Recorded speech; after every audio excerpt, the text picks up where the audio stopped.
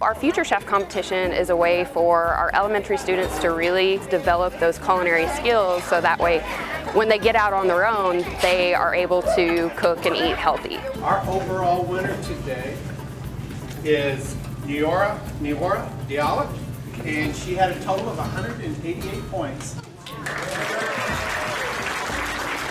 We had been working on this for a while now, and whenever I heard them call my name, I was like, oh, I just won it. I am so happy now.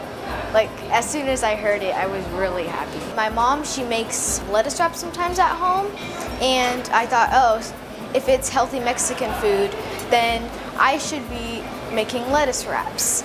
So I substituted bread for lettuce, and that made a lettuce wrap. Once a contestant's chosen from here, they'll go into a pool with over 200 other districts around the nation. All of those will be narrowed down to the top 5.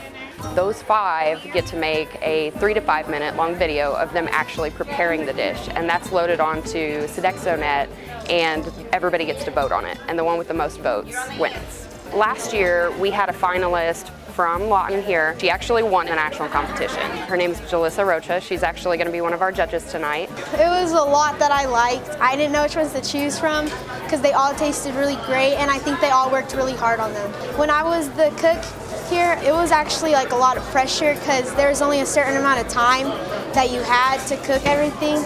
And being a judge, all you have to do is taste it and like judge everything, and it's much easier. It's a big event for us every year, especially our elementary kids. It is the big event of the year. I hope I come out on the top 5 so I can be representing in everything.